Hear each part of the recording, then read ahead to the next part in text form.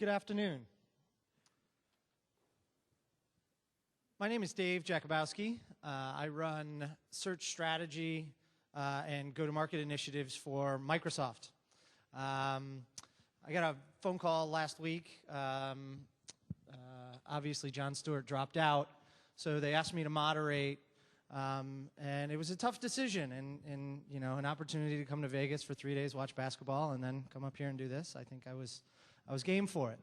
So we have a panel of distinguished folks from the industry, and we're here to sort of talk a little bit about what's next. You know, you've all been to many conferences, and most of these folks I've seen on many different panels.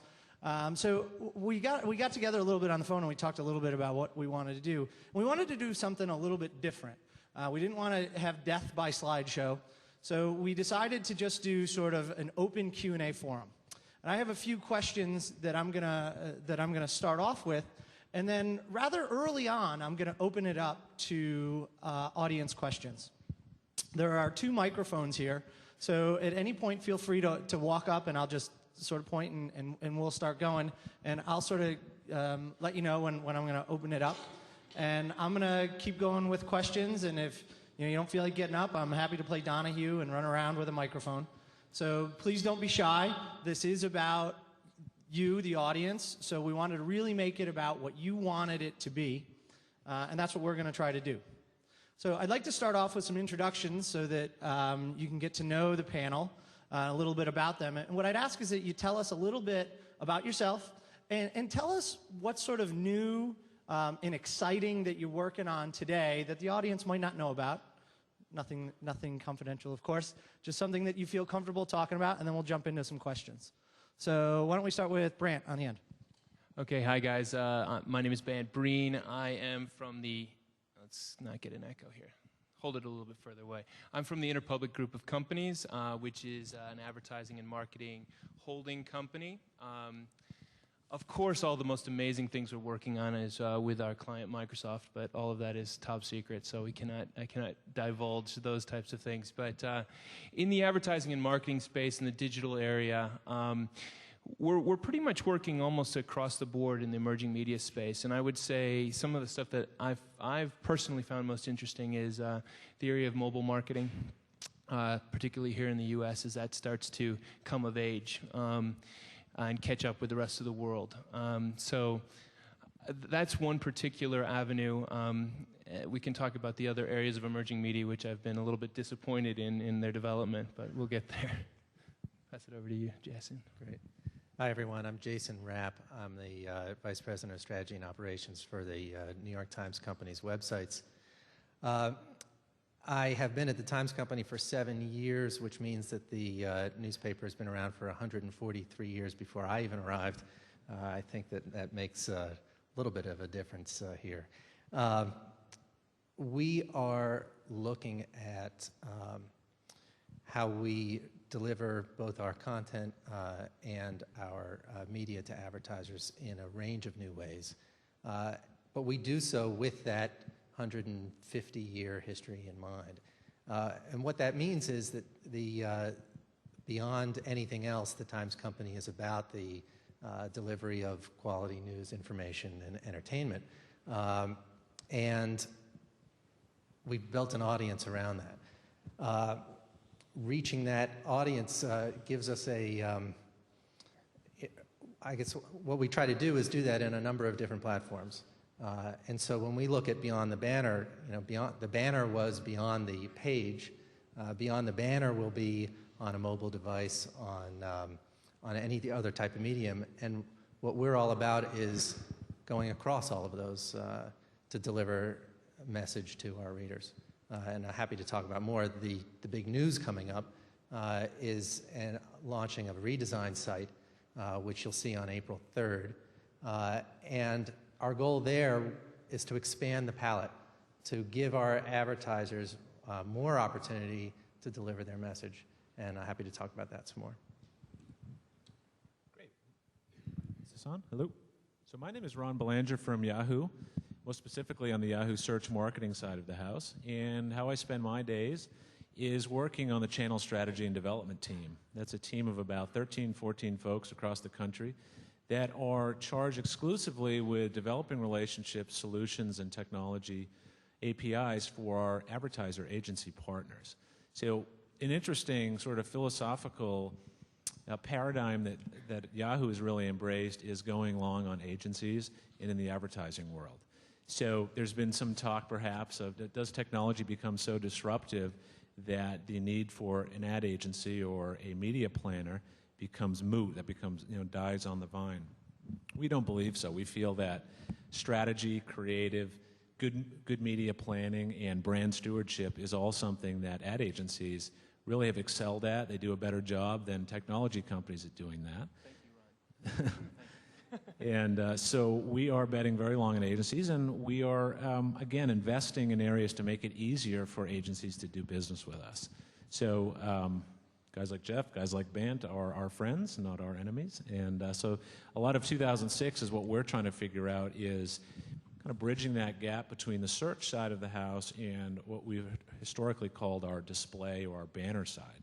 We're starting to come up with some interesting findings which look at how banner inventory can actually create and incent search behavior. So one of the things we hear about all the time in the marketplace is, hey, search works really well in Yahoo, search on Google, search on MSN is really effective. Boy, I wish there was more of that. So one of the things we're trying to figure out is how can we incent search behavior, how can we create search demand through other advertising vehicles? So those are some of the research and some of the areas that we're working on in 2006. I don't get my own microphone. So I'm Jeff Langto. I'm the Vice President and General Manager of Avenue A Razorfish. Our company is the largest interactive agency in the country. There's a couple pieces of our business. One is the web development side of the house.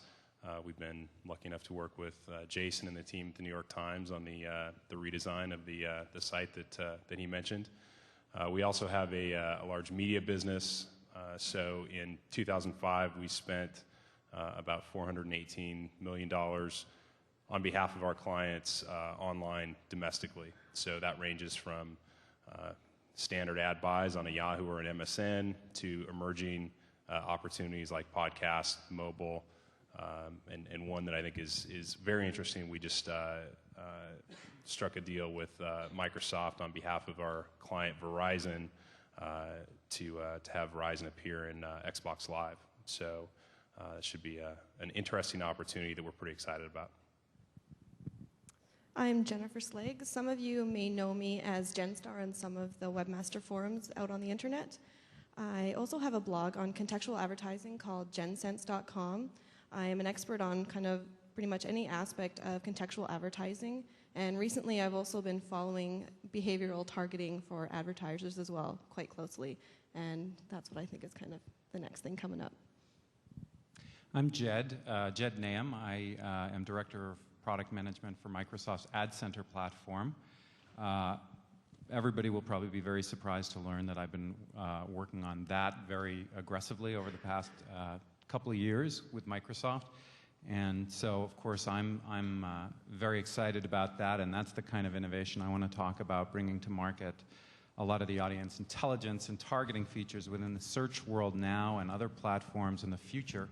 I'm finding that extremely fun, and I think it's going to bring a lot of value for marketers and advertisers. So that's sort of what I would say is what is making me rather excited at the moment. So my first question is for Bant and Jeff.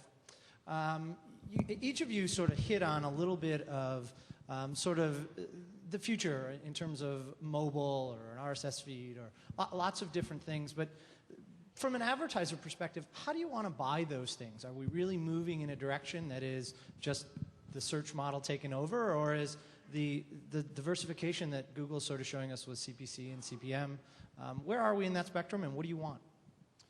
Well, I think that Google gets a lot of attention for the auction model, and I think there's sometimes this perception that the auction model is what's going to drive Google into new areas, into new channels. And I think what Google has done well, the reason they've made their mark, and I think the hallmark of any efforts they have in new channels will be the accountability that they've brought to advertising. It's less about how it's bought and sold. There may well be room for an auction model in other media types, but it's really that accountability. The idea that the CMO can spend X amount of money and know that he gets Y back. That's what I think. That's what's transformed the business. That's what's made Google so successful, as well as Yahoo, my company, and many others follow that same philosophy of accountability in marketing. I think there will be a tolerance, a window of time in which emerging media vehicles, whether it be mobile or advert gaming, do not need to be accountable. Podcasting is a good example now where the tracking is quite poor relative to other digital opportunities. But the time will come where it will need to be accountable, any of these new emerging media types. And so I think right now we're in that period of time where we're tolerant of unaccountable emerging opportunities, but we're pushing very hard to make sure we can track and report and understand exactly what we get from our investments. I love this question because I think it hits right at the core of a question that I kind of see time and time again in our space, which is, after over a decade with emerging media or online advertising, why are we only 8% of the market of overarching media spend? What does that mean in the context of new media channels coming in every day, and how are we going to measure those? All of our clients get very, very excited about mobile marketing opportunities, video on demand, you name it. We're shifting more and more budgets over into areas like search, I think, because the models like Google is structured are actually fairly structured and scaled. So it actually makes it's a lot easier for our clients to digest those types of things. I think this is the challenge for our industry and for our clients and everyone involved, which is to try to find that happy medium between pushing forward, opening up the endless variables that we can track and measure, and bringing that back into a model that can scale. So I'm very excited about the results that I see with things like streaming video that we're doing. But do we have, when my creatives come back and they say, oh, I've got this really amazing idea, it's kind of a one-off, we're going to do this with Yahoo or whatever, it's kind of interesting, but is that building a new industry? Is that answering these questions about what is the appropriate measurement? Because I think we need to get that if we want to scale this thing up. So, which sort of, begs the question of what's going on today. And so if I took Jed and Jen and Ron and Jason and I locked you guys in a room and we actually got somebody from Google to show up, what could we expect? And Jen, please be the voice of the small publisher on this. And what needs standardizing today across those platforms that would be beneficial both for your businesses and for the community at large? I can take a quick stab at that. I think one of the first things we need to do is agree on accountability. So I think one of the challenges that we're facing is confusing direct response marketing with advertising. And the reason I say that is search, paid search especially, has grown immensely because of its accountability, because of its measurability, and because of our ability to measure down to the penny exactly how effective this medium can be. It gets more challenging when you're selling automobiles or a more considered purchase. I mean, even shopping for colleges, right? I mean, when I went to college 1,000 years ago, we went to the guidance counselor and looked at brochures and picked one based on, how cute the girls were on the front or something like that. Now, students are doing hours and weeks of research on the web. How do college marketers then decide how much money to actually throw at this thing? So I think the first thing we need to do is, from an accountability standpoint, separate direct response marketing from branding. I think once we do that, once we agree that yes, some marketing is branding and the transaction will happen in another medium offline, how do we then in fact measure it? So just understanding nomenclature and understanding measurement models first is probably the first step. There's definitely, a wide variety of options that advertisers are getting these days, and it would be nice if advertisers could go and do the same thing with MSN and with Google and with Yahoo. But on the other hand, I can totally see that, Google wants to come up with something really cool first, so they're the only choice. And then hopefully the other ones will follow. So it's kind of one of those interesting situations where they're all competitors, but advertisers want everyone to have the same thing. It makes it a lot easier for doing campaigns and tracking and that kind of thing. So I would say there are a couple areas where it'd be neat if we were all in agreement about how to deal with them and to standardize in some sense. So from the purely search perspective, I think it'd be neat if we all agreed on creative standards and text lengths and stuff like that, so that advertisers could utilize their creative across a broad range of sites. The other thing I think would be neat, that may not be realistic, but neat nonetheless, is if we were to converge a little bit more towards API standards, so that in that sense our advertisers would, and our agencies and our friends in the channel would have less cost in terms of developing their applications and working with our platforms. And I think that would drive cost out of our own structure as well, that we wouldn't be, I think there'd be fewer service calls. I think there'd be more channel expertise. I think it'd be a good thing for all of us. It's just, I think it's a very hard thing to do, but it'd be neat if we could get towards that. I agree with that, especially in areas, standards in, for example, pre-roll advertising in video or in podcasts, measurement across it. All of those things are very neat and would be helpful. What we also run into is, as Jen mentioned, different advertiser demand, and so we may get to a standard a form for a pre-roll video, but then we'll have an advertiser who wants to do something a bit different to stand out, and we want to help meet those advertiser demands as well. But it is we're in such a nascent stage in so many of these areas that we're trying to measure. Advertisers are trying to measure effectiveness. Media is trying to deliver accountability.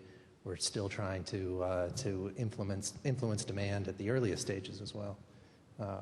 So makes it interesting. So after this question, I'm going to open it up, pretty much because I'm not that smart and I'm running out of questions, but I'm going to open up to audience questions. So please feel free to jump up to a mic or raise your hand, and I'll run around. So my next question is sort of to the advertiser community. And so for the advertisers, we had, for a while, search was a little slow, and there was some question about how it was going to be monetized. Overture very much led the way in terms of establishing a model, and Google sort of put it in the newspaper. There's been a lot of talk, frankly, since 1998 about behavioral targeting, yet it never really seemed to have gotten the momentum that search and rich media and some other pieces. What, from an advertiser perspective, what makes you want to buy it? And if you don't, what would you rather buy? I've actually been looking at behavioral advertising quite a bit lately, and there's lots of studies out there that have been published in the last 6 months or so that show that behavioral targeting converts very well. But on the flip side, it seems I think it accounts for 8% of all advertising right now. But I think the stumbling block is, from the user perspective, the big brother watching, people are concerned. They know it's targeting them based on their surfing activities, but they don't understand, do they have their whole name and their address and all kinds of personal details, which isn't actually true. But there's that concern. The creep factor. Exactly. As well as, there's issues as well with the targeting, because all these anti-spyware programs are deleting cookies, flagging them as being dangerous, which affects how well behavioral targeting works as well. But I think behavioral targeting is going to be one of the next really big thing, because it is converting very well for advertisers. Yeah, targeting generally gets so confused and complicated that it's easy to screw up, frankly, and that's one of the reasons it hasn't grown as quickly as perhaps it should. We target about 40% of the ads we serve. Sometimes it's as simple as, are they a customer or not a customer? Just like if you go 6 months without making a purchase from J. Crew, they're going to send you a wrap around the catalog saying, come back, free shipping, 20% off, some call to action to get you back to buy. They're targeting you based on your behavior. In this case, the behavior of choosing not to purchase from them. If I buy from them every month, I'll never get that offer. Again, so they're segmenting their customer base. It's not scary, it's just more relevant. Doing those same types of things, very simple segmentations online, and then serving up relevant advertising is important, it's effective, but it's infrequent that advertisers keep it that simple. They overcomplicate it. They want to find not only customers and not customers, but customers in New York that are female and have visited a car site in the last 6 months. And all of a sudden you have so many segments, so much fragmentation, so many messages that it's just, it's ripe for mistakes. And so I think simplifying things is probably good advice for most advertisers. I mean, behavioral targeting is something we're definitely doing, and behavioral targeting leads to relevant ads that lead to higher engagement scores almost across the board for us. I think the big issue is that every one of the major portals is approaching this area in a very different way, and so that's kind of a challenge for us to try to figure out how do we structure an overarching budget, and how do we on our side come up with some type of an accountability metric that can work across the board. So. I want to give the before I jump to my audience question, I want to sort of give the publishers a chance to sort of react to that. So you've heard it. Talk to us a little bit about what you're doing. Sure. So I really agree with Jeff's point about segmenting to the point of analysis paralysis. We certainly have behavioral targeting products. We have the ability to demo target across our network, both in search and our display inventory. But what we're hearing more and more from advertisers is, boy, I wish I could buy more homepages from you. I wish I could buy more Yahoo Finance. I mean, what we're actually seeing is we're moving into almost an upfront model like the television marketplace, where our homepage is sold out a year in advance. So we're actually focusing on how do we meet advertiser demand from a volume perspective more so than let's segment and slice and dice to the point of we're targeting one person in Wichita, Kansas. For branding advertisers, we're starting to take some of that TV budget. Now we have to find the inventory for it. Yeah, from our perspective, the advertising is a mixture of art and science, and we spend a lot of time on the web side of the business thinking about the science side of it, and the behavioral targeting and the contextual mapping and the benefits of search.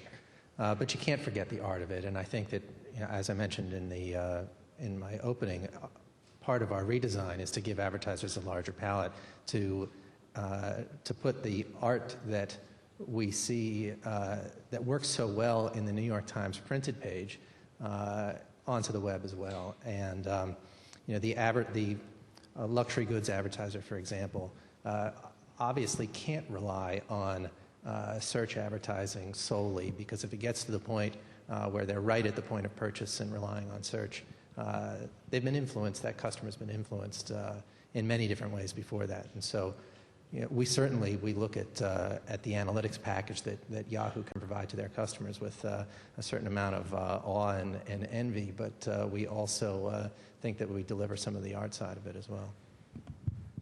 Yeah, I'll just riff a little bit on something that Ron was saying. I think there's definitely the potential for that analysis paralysis, that targeting can seem overwhelming to people. And I think what that indicates is that, my bad, in a sense. We need to drive into the platform the ability to deliver advertisements on a targeted basis with just less overhead for the advertiser. So we need to solve those problems. I think it effectively becomes a software solutions problem that people like me need to take requirements for, build into the product, and start to solve advertiser problems with. So, please.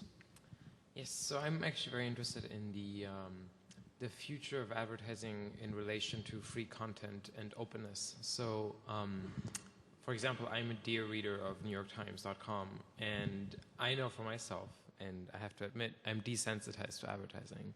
I'm skipping to content. I click on print, friend version whenever I have an article, and I'm trying not to have answers because that's not part of my experience. And I'm wondering, of course, I'm not your, desired reader, but I'm wondering what you can do, or what some of the strategies are for developing new kinds of advertising experiences or ways to draw my attention / interest to do that. And I'm specifically New York Times, but also from the publisher, the publisher model, the advertiser community, what your perspectives and ideas are in that direction. Well, first, thank you for your readership. It's a balance, I think. We want to publish online the right mix of advertising and content. We don't want you to be desensitized, of course, but we don't want you to be annoyed by it either, and neither does an advertiser. So, some of the things we look at is we look at areas of targeting, of personalization. We'll begin to offer more and more in terms of giving you abilities to personalize your content. It ought to give you opportunities to personalize the advertising that comes to you as well, so that the advertising that you do see is relevant to the things that you're looking at and that you're interested in. And I think that you become a little less desensitized to it as that relevancy to your interests begins to match a little bit more. The other issue, I think, is that the last 4 to 5 years, direct response marketing has really carried the whole industry on its back. Most of what you've seen has very strong call to action. It's we call kind of the spray and pray mentality. Get as many ads out in the marketplace as you can and hope that somebody responds. And I think creatively, we've been wretched, frankly. I think that the creative online has lacked any kind of design sensibility. The ad units increasingly provide a palette where we can tell a story, but not enough marketers are telling a story. I think that with the New York Times, with CNET, with a number of others, they're starting to provide ad units and attract advertisers that are more attractive, that are more engaging. Just like in magazines, magazines can serve as sort of a validating medium where you open a Vogue magazine and you actually want to see the advertising. I think some of the types of marketers coming online, the types of opportunities that they'll see will provide a much richer experience, one that hopefully engages you more. We talk about creative, we talk about behavioral targeting. Ultimately, advertisers who succeed online will have to be relevant, they'll have to be engaging, or they'll have to be invited. And if they aren't one of those three things, they will fail online. And I think we've fallen down on the engagement side. Yeah, I think it's a great question. You mentioned that you're desensitized to it to a certain extent. I think it seems like the more and more options there are, people are getting more and more desensitized. There are certain things that have worked more effectively than others. Obviously, things like streaming video has been very, very effective. Your question really hits on conversations that we've been having with, I guess, new competitors to New York Times, which would be all the bloggers out there that now are trying to sell us display banner ad space. And it's very interesting because suddenly there's a big question as to the division between the blog content, the same with journalistic content and the advertising content. Generally, those things don't work very well in the blog space. Our scores have generally been lower for display advertising results on blogs. I don't think, the problem is that sometimes our clients generally, the reaction that they get to that is, oh, well then advertising on blogs doesn't work. I really don't think that's the case. I think it's probably going back to this idea of contextual advertising and really finding a new creative format. We just haven't cracked that yet for that space. In particular, I think with the customer-created content, that's going to be the issue, trying to find a way to blend that in a very open dialogue. The free content question, I think, is one of the biggest issues that's been a block for the growth of emerging media, because you got to pay for your subscription. In other countries like Japan, you've had to pay for the download of the video content onto your phone. And guess what? All the content is structured for young people, and they don't have any money to pay for it. So they're not downloading it. So I think that we as an industry collectively have to kind of push to build a new business model that does, I guess, have perhaps more scalability related to freeing up content and linking advertising, because as Google has shown, advertising does work and advertising does grow business models. Banner blindness, I think, is one of the big concerns that everyone is facing. But there is a good thing about banner blindness in the fact that it keeps advertisers and the companies offering them coming up with new innovative ways to target the consumer with their advertising. If banner blindness didn't exist, we'd pretty much only be seeing, the hit the monkey banner ads still. So I think, banner blindness, even though, ads are really annoying, it's a really good thing because it does keep the innovation going, and we get these new ad formats, whether it's streaming video or behavioral targeting, or, 6 months from now, there's going to be, I'm sure, something really cool that we're all going to be like, wow. So I think it is a good thing. Tanuja, please. Tanuja Sangeetam from Nestle USA. As we're faced, a lot of our brands are faced with, lower click-through rates on banners. We're really looking at doing some more word-of-mouth marketing and doing things like viral videos and content, things that we hope will spread organically. Just wondering what your thoughts on that are, and how are you accommodating that? I can say for us, it's word of mouth or viral marketing tends to be high risk and high reward, because you're making typically some fairly significant investment in the creative, and then you sort of set it free into the wild and hope that it catches on and becomes popular and gets forwarded and shared. It could also fall on its face, and one person sees it, doesn't pass it on, and you never hear from it again. So then you're sort of stuck.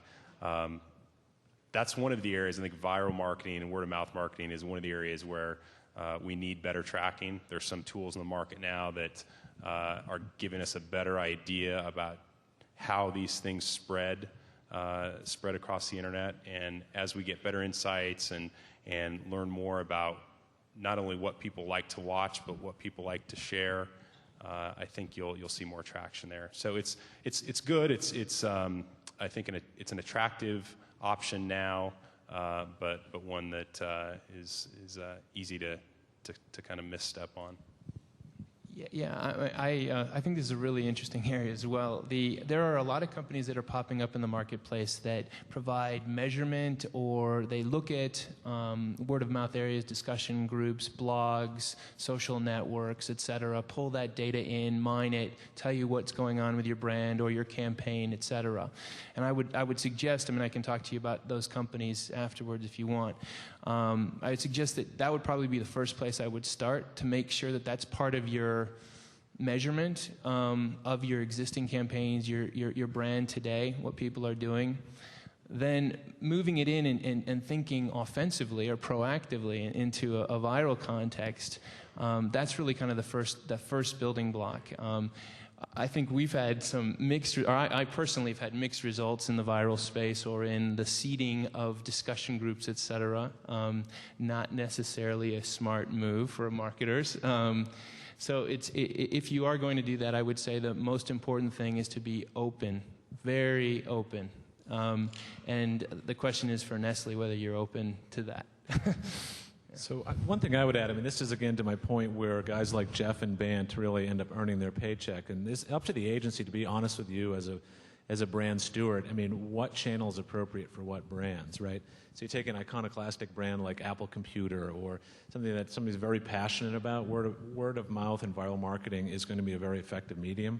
For something like Exxon versus Mobil gasoline, not sure we can get hundreds of thousands of passionate gas buyers out there recommending Exxon Super Clean to their friends. And this is again where agencies play a huge role, is understanding in this complex media landscape the dozens and hundreds of channels that we can participate in, what is right for your brand, for your budget, and for your target audience. One of the smartest things, something that Nokia did in Europe, where I don't remember what model phone it was, but when they launched their phone, the video or the picture phone, they had selected the top 10 mobile blogs, and they sent these guys a free phone. And essentially, it was just, here's a phone.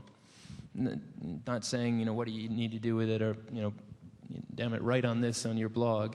But surprise, surprise, over the next couple of weeks, there were just tons and tons of photographs that appeared on these blogs that, once they tracked it, the influence that those blogs had across the community was just incredible. So Jen, I think that means you have some phones coming your way. Yeah.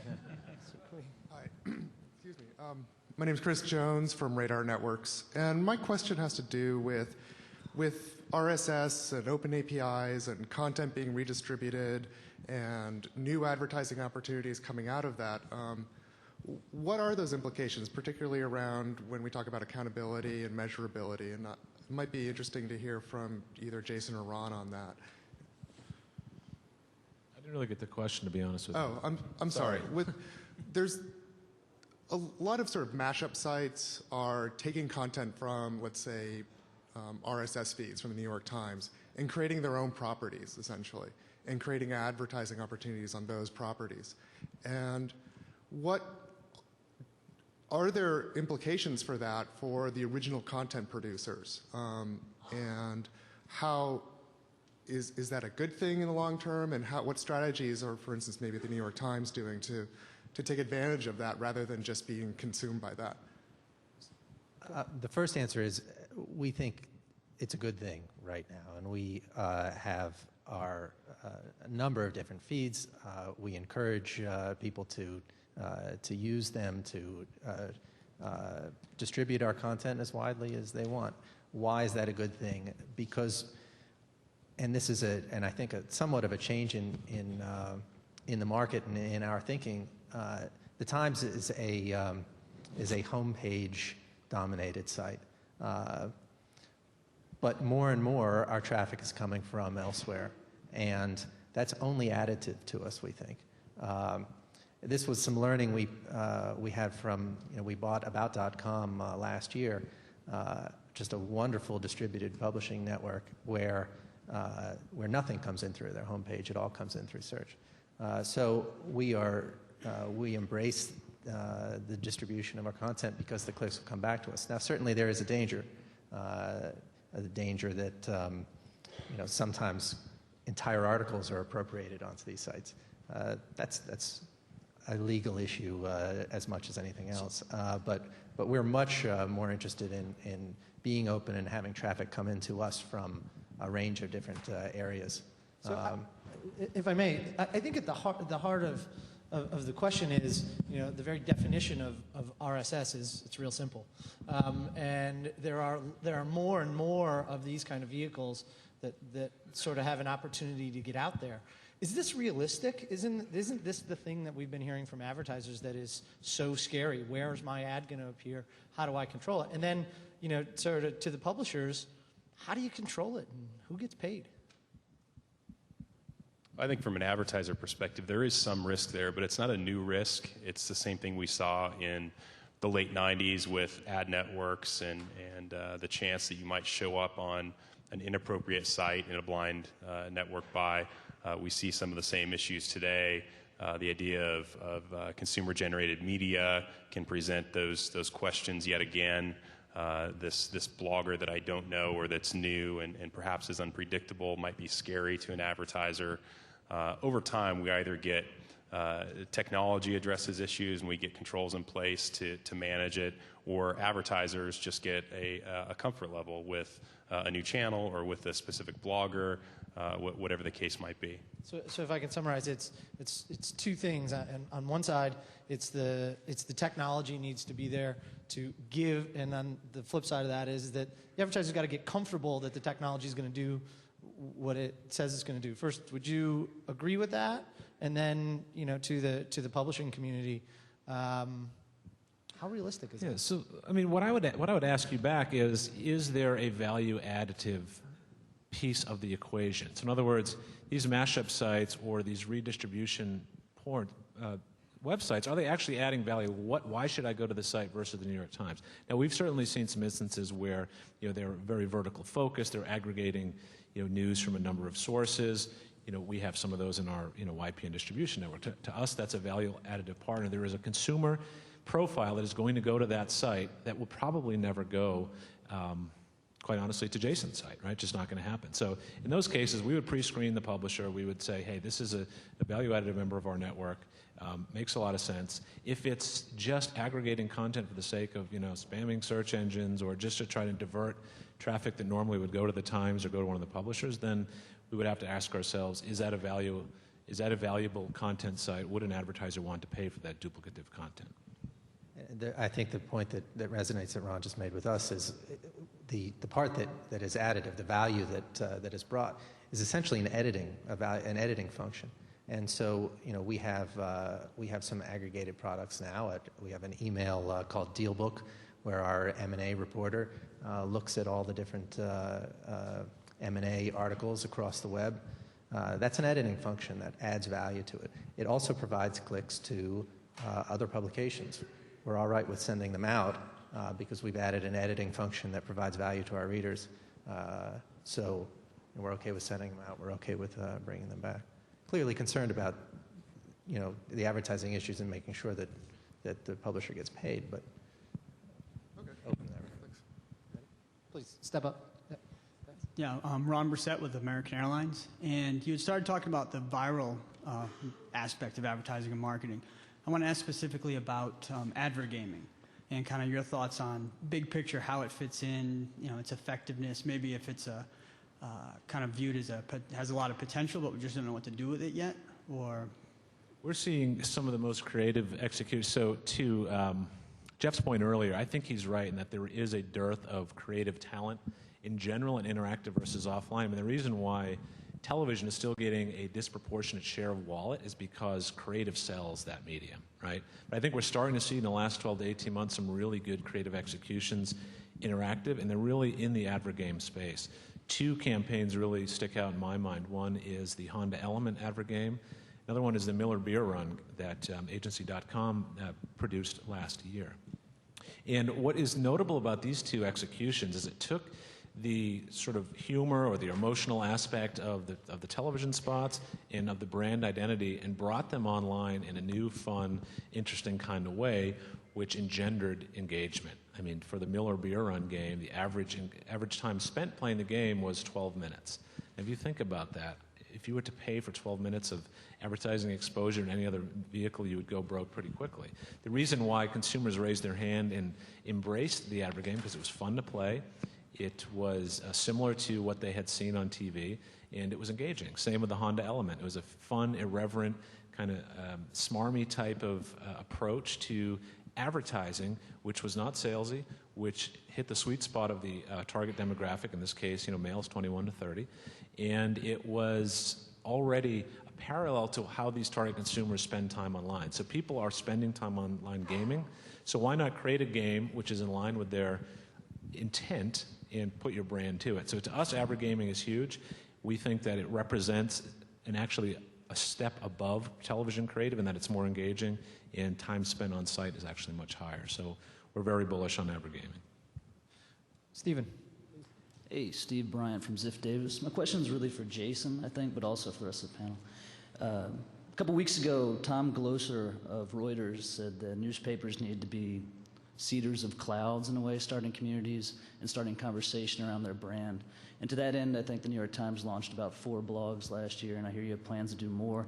I was just wondering what your experience was with advertising around those blogs and how you plan, if you learned anything from that and how you plan to incorporate that going forward.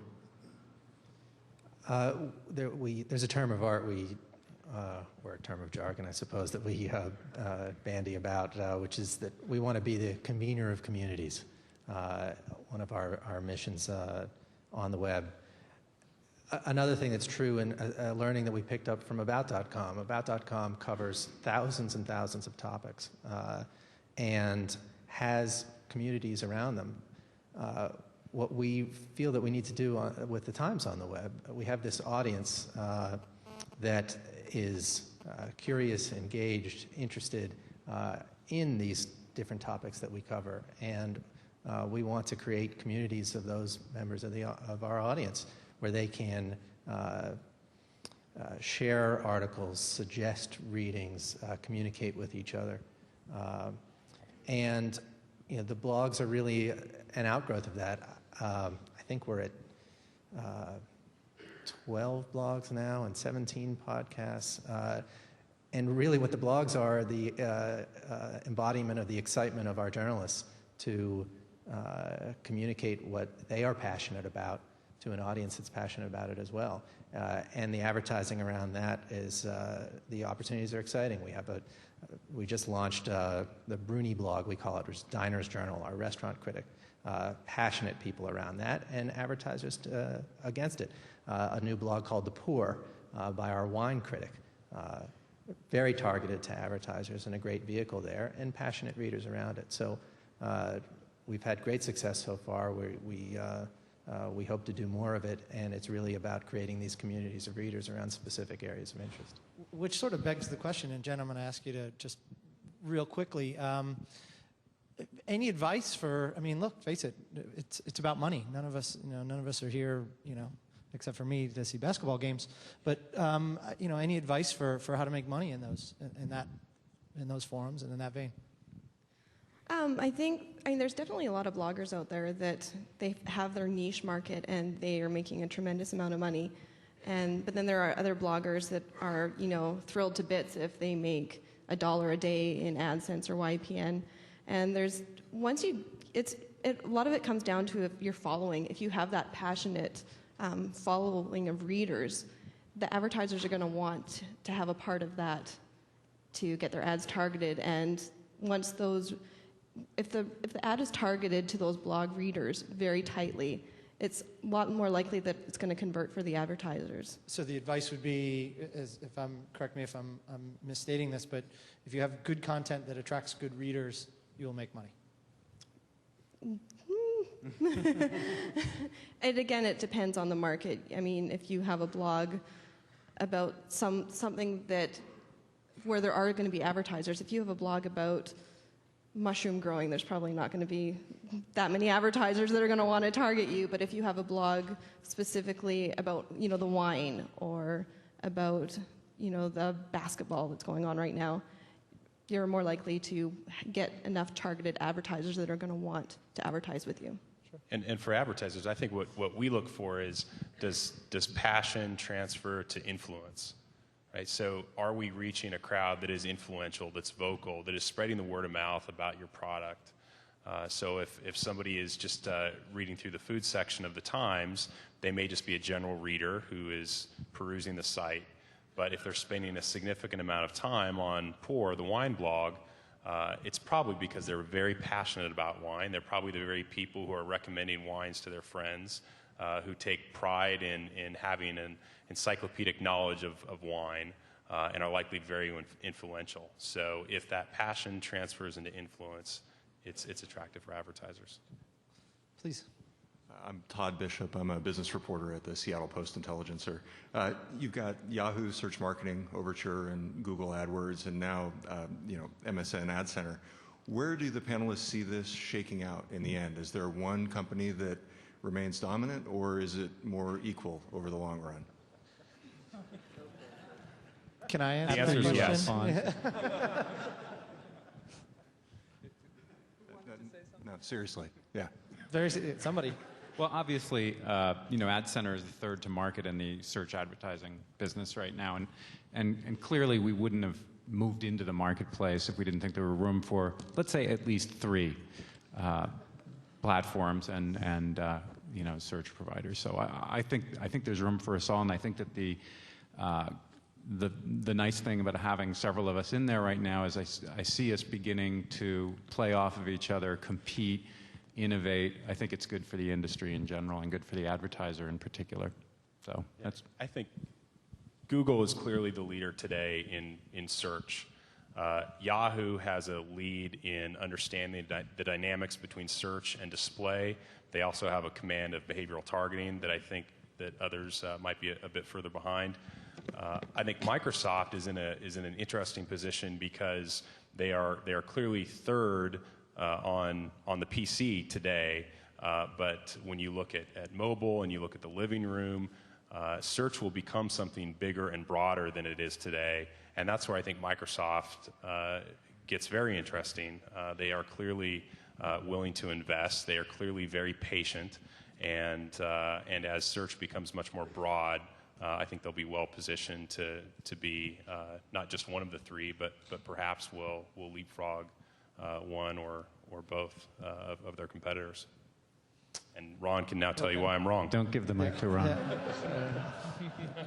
So I don't think we need to look even any further than consumer behavior. I mean, I think the number 3 or number 4th most searched term on Yahoo is Google, and I think the number 3rd most searched term on Google is Yahoo.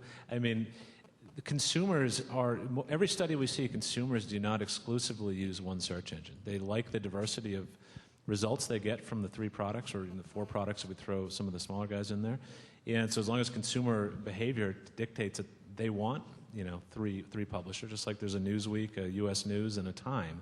Right? There's certainly, it's a big enough market for 3 of us to coexist, and we feel that the way that we're all investing, I think, you know, Jeff hit the nail on the head. We're all going in different directions. I think we're going to ultimately provide a much different search experience for consumers, and as long as there's that diversity of results, consumers will continue to engage and use all of us.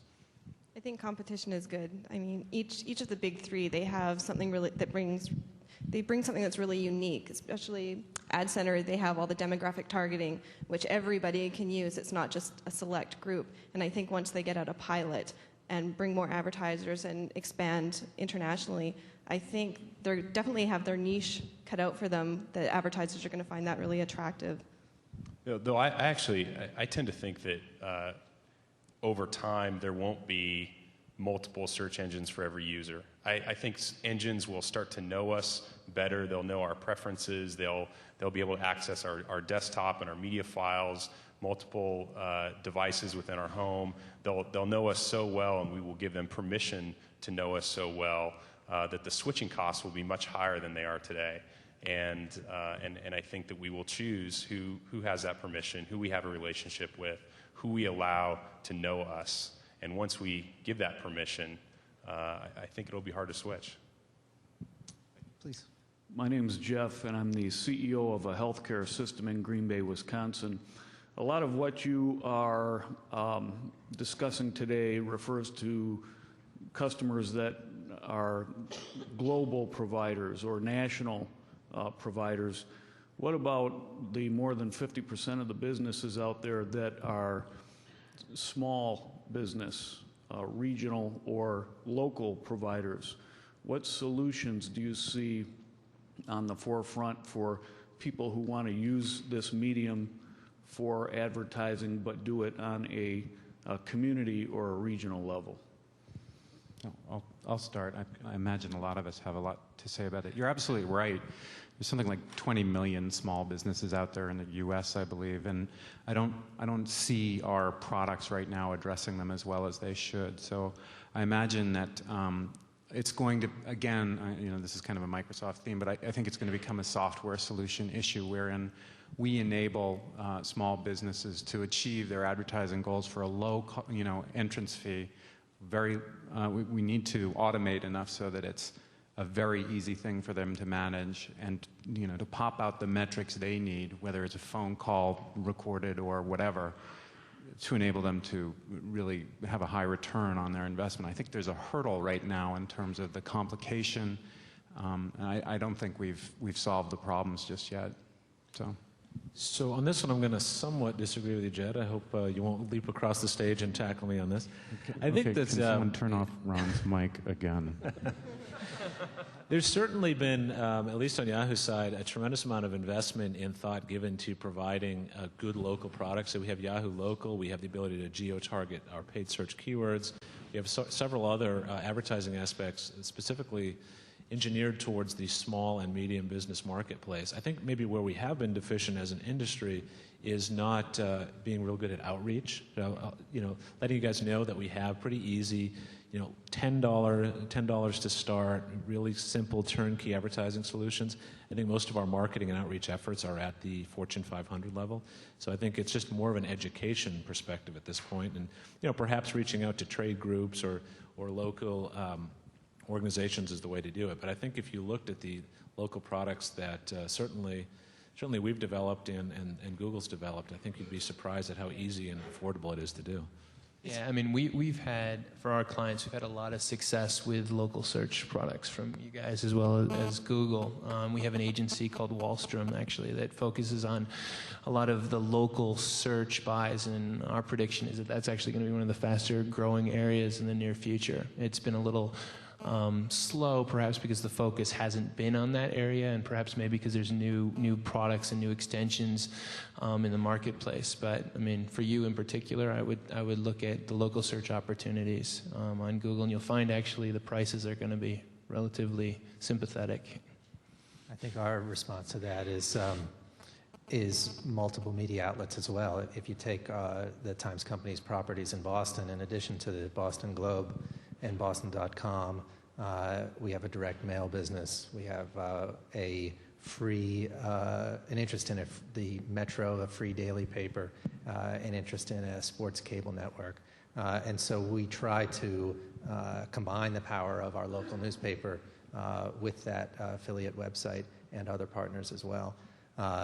Of course, local search is tremendously important, and I don't think that anyone has totally gotten it right just yet. But it's something we're interested in, to be sure. Giovanni with Kinetic Results. I can't help but notice the very high visibility of Yahoo at the Microsoft conference. And while we're having, the big technology summer of love, this morning I noticed that y'all had an amazing demo with Yahoo Finance showing Windows Presentation Foundation. And I'm wondering what the relationship is between MSN, Yahoo, Microsoft. Do we expect more of that in the future, or is this just, mashup love? You realize that there's a trapdoor under Ron. I understand that. And Ron, I don't mean to put you on the spot. You should have seen the guy from Google who got the blowgun dart to the neck on the way in, so at least I made it to the stage. So, that was a joke, by the way. Well, as you know, Giovanni, I mean, the relationship that we've had on the search side with MSN has been long and rich and robust. It's something that we've enjoyed. It's been a great distribution partner of ours, and will continue to be in certain markets anyways as the Ad Center product rolls out. So we hope to continue that where applicable. And where there are appropriate intersection points between what we're doing and what Microsoft's doing, we certainly see the partnership extending. That sounds right.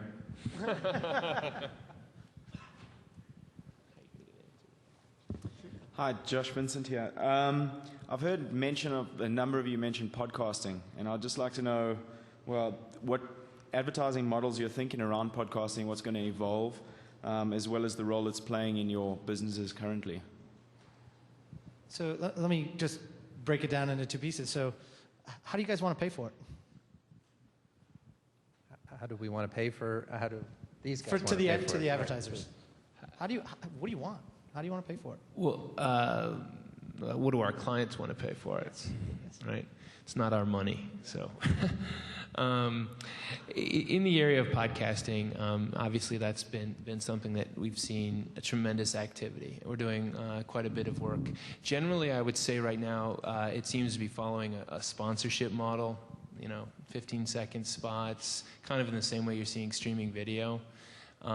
There's a lot of questions on our side, really, as to how effective that is. And so we have customers that have started in that area, and then now are branching into creating their own content in maybe the podcast video space, some traditional podcasts.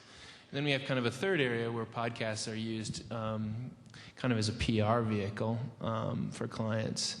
And that's just something that they're doing really as a proactive way of handling issues generally. So I like the idea. This is again one of these classic areas where I'm struggling to find that balance between having a model that we can commit to and grow. I have a feeling the podcast maybe, or iPods are kind of a temporary technology as we move into the mobile video world, and Apple comes out with their phone, and we're all so perhaps it might be impossible to have a scaled format for iPods. So I think today what we're going to have is that mix of a sponsored ad, 15-second, our clients creating more longer form content, webisode type content, and that's really where we are today. Yeah. So Jeff, do you agree, disagree? And then I'm gonna ask Jason and Jed and Ron. What's your model? Yeah, I think today's sponsorship is clearly how we're buying it. Eventually, it'll be, I think, a cost per listen. So how many people actually download and listen to the podcast and the accompanying sponsorship. In order to do that, there needs to be dynamic ad insertion, so you can make changes. You don't have to hard code in the sponsor into the podcast. So once we get dynamic ad insertion, we get better tracking and reporting. You'll see the ad model move away from flat sponsorships, just like in 97, 96, we moved away from hard-coded sponsorships on a page to dynamic insertion of ads, third-party ad-served ads. Same thing will happen in podcasting. Jason, let me start. You were the one who... I agree with that, and I think broadly speaking, we want to be we'll be responsive to our advertiser demands as we create a creative product. The newsroom of the New York Times jumped into podcasting with a good deal of vigor, and we've put out, I think it's 17 of them now. We just sold our first spot about 3 or 4 weeks back on a sponsorship basis. It's a nascent business, but it's primarily about the creative. It's about creating a narrative and a solid creative piece, and repeat usage, subscriptions and the like will, as audiences coalesce around them, will increase the value to the advertisers, and then we'll of course be responsive to our customers. Hi guys, my name's Chris. I'm not from around here, from New Zealand. I've got a question about permissive spyware. So I want something that knows that I'm in Vegas, knows I like buying red shoes, knows I like luxury brands like Kenneth Cole, knows I'm a bloke so I don't wear Jimmy Choo, and I'm just about happy to pay for that to do some work on my behalf and send a text message to my phone to let me know what's on special. Is that going to happen, or am I just weird? Am I not paranoid enough? We love you. That's well, from our perspective, we've long had registration on the site, and we collect a number of fields of data. And to us, it's a balance of we know we have a premium. We're able to offer a premium product to advertisers because of the information that we get, but we want to balance that against encouraging more readership. But you should be offering a premium product to me. Screw the advertisers. I'm happy to give you my information if you're offering a premium product to me. That's right. From an advertising perspective, like we should target advertisements to you that are for you, right? That are and I think that's what we more than many sites are able to offer that because of that registration. But again, it's a balance. There are people who don't want to fill out those many fields of data. There's a question of the integrity of the data itself, and that's what we balance. So in large part, this begs the mobile question. To his point, he's from New Zealand. He happens to be in Vegas today. I mean, the technology already exists today to know that he's in Vegas today, probably trapped inside for days and days on end at a casino, but he is in Vegas. So what's going to happen with mobile? Where's it going to go? It's a great question. We have a lot of activity in the space. I actually also, in a previous life, worked for Dentsu, which is a Japanese advertising group, which is probably the world-leading advertising group in the mobile space. Right now, there's a lot of talk in the marketplace about mobile video. It's really cool, but in reality, I think if we look around the world, it hasn't really scaled up as quickly as people thought it would. In Japan, they're just launching live TV or digital television just now with the One Seg service. Where are things going? I think that the big challenge here right now is that the way mobile video and where broadband mobile phone work has been going has been saying, oh, well, we have this content on television, let's put it on a phone. And that model really isn't taking into consideration contextual issues. I think what we're going to see going down the road is to really see the time-based, geographic based issues become much, much more important and relevant in that hyper-targeted environment. like the phone. I think the problem is that we think of the mobile category only as phones. So when you think about the success of the video iPod, people are watching mobile video. There's been great success in that area. Apple has chosen not to sell advertising against that, so it's not particularly compelling for me or my clients.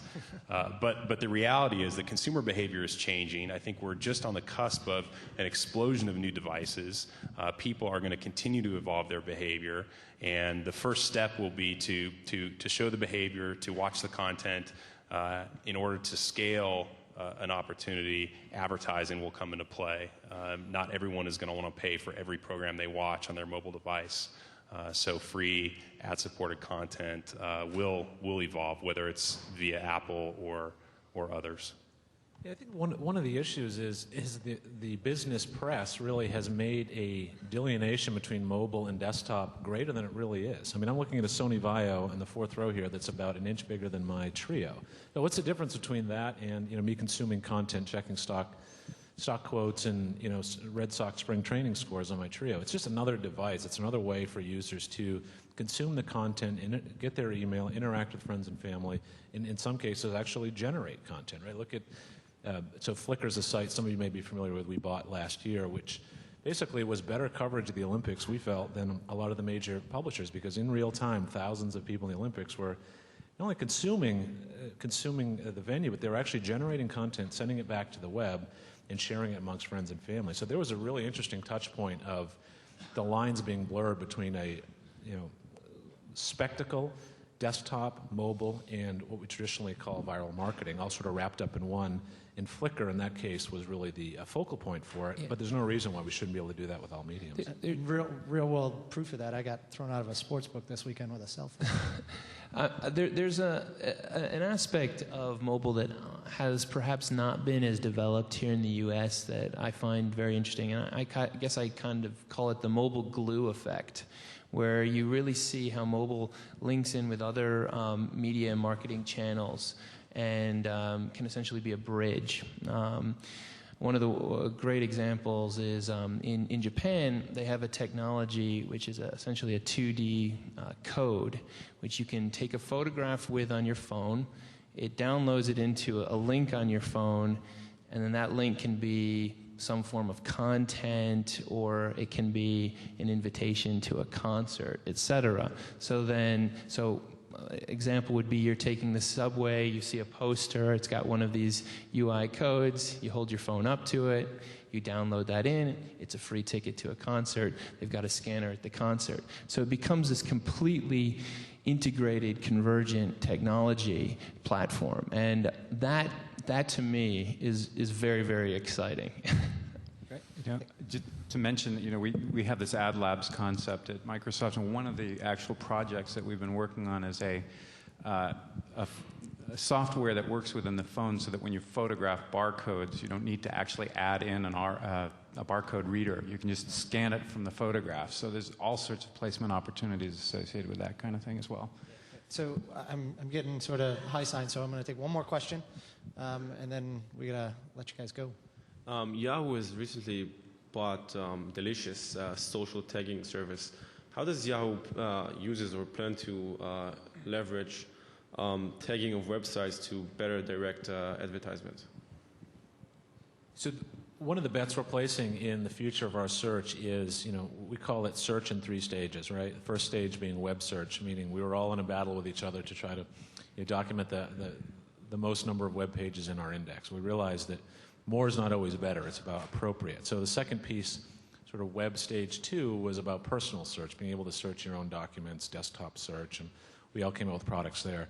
What we're calling sort of search 3.0 is the ability for not only our technology and our advertisers to be able to target what we feel is appropriate, but for your community, your friends and family, your business colleagues, to be able to share and organize their favorite sites, their favorite content in a way that you can meaningfully say, hey, I respect you as a consumer, I respect you as a business confidant, I respect you as a family member.